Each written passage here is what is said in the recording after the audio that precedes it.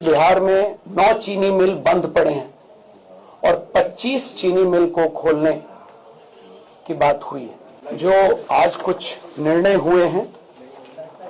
वो उद्योग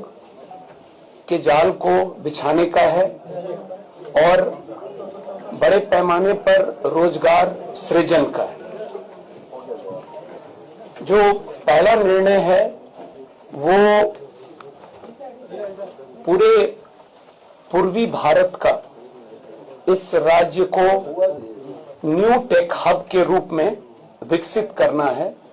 और इस उद्देश्य से defence corridor, semiconductor park, global capability centres, mega tech city, fintech city, ये जो स्थापित करना है तो इस तरह की योजनाओं को कैसे स्थापित किया जाए,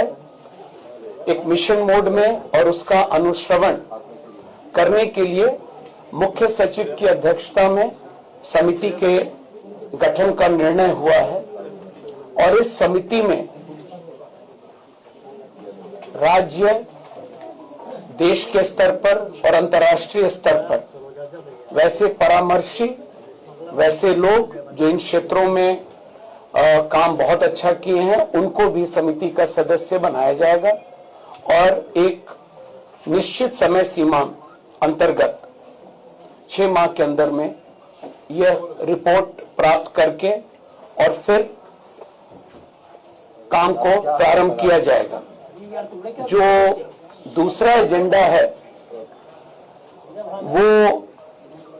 बिहार को एक न्यू एज इकोनॉमी के अंतर्गत वैश्विक बैक एंड हब और ग्लोबल वर्क प्लेस को अगले 5 साल में करने के लिए, जैसा मैंने शुरू में कहा, पूरे स्टेट में, हर जिले में इस काम को कैसे अचीव किया जाए, इसके लिए भी पुनः एक समिति का गठन की स्वीकृति दी गई है और इसमें भी पुनः वैसे लोग विशेष रूप से जो इस क्षेत्र में राष्ट्रीय स्तर पर, अंतर्राष्ट्रीय स्तर पर काम किए हैं, उनको समिति का सदस्य बनाया जाएगा और यह प्रतिवेदन भी हम लोग कोशिश करेंगे कि कम से कम समय में प्राप्त करके उसके आलोक में अगले 5 साल में